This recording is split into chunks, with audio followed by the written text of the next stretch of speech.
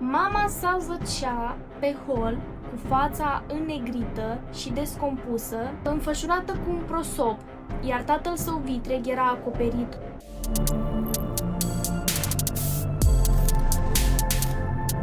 Bună, eu sunt Cami și astăzi vorbim despre un nou caz șocant. Vorbim despre un băiat care și-a omorât părinții și acesta este nimeni altul decât Nikita Kasap.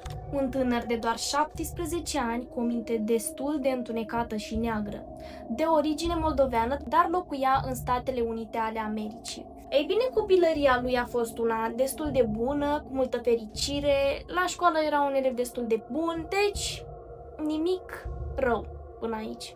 Începem cu mama sa, pe nume Tatiana Kasap, și cu tatăl său Donald Meyer.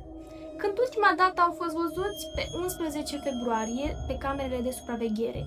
Nikita nu lipsise niciodată în punctul ăsta de la școală, dar din acea zi și multe altele nu s-a mai dus absolut deloc.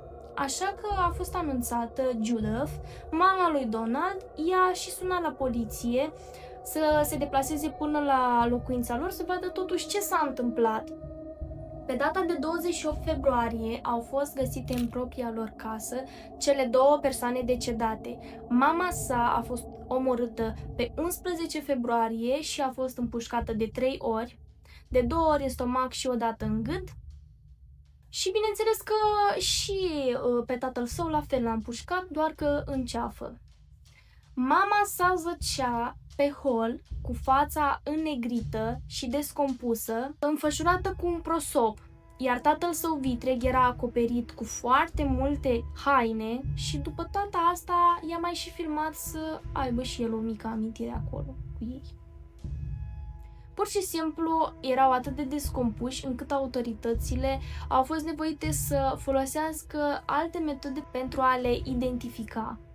Nebunul ăsta a stat cu cei doi morți 2 săptămâni în aceeași casă. Doamne ferește!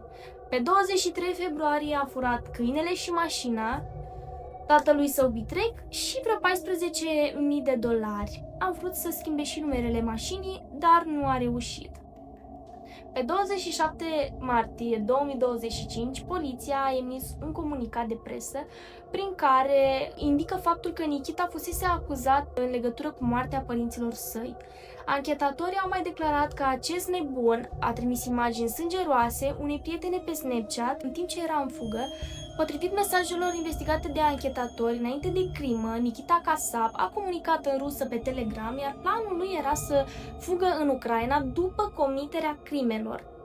Odată ajuns în Ucraina, voi putea să duc o viață normală, chiar și atunci când se va afla că am făcut-o? Întreabă el.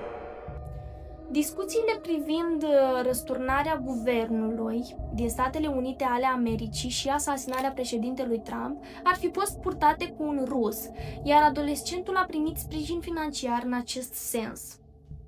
El plănuia să-l asasineze pe Donald Trump. Acest băiat, pentru că avea și creierul destul de mic, a folosit cardul tatălui său vitreg cam peste tot și bineînțeles că punctul ăsta a fost găsit foarte repede de poliție. Prezentat în instanță pe 9 aprilie, Nikita nu și-a schimbat încă poziția și procesul continuă cu următoarea înfățișare programată pe 7 mai. În momentul de față încă nu a fost stabilită o sentință de închisoare pentru că procesul nu s-a încheiat. Nu știu ce verdict va da instanța, dar știu că într-o casă unde ar fi trebuit să fie dragoste, a rămas doar tăcere. Eu am fost Cami și ne vedem data viitoare. Pupici!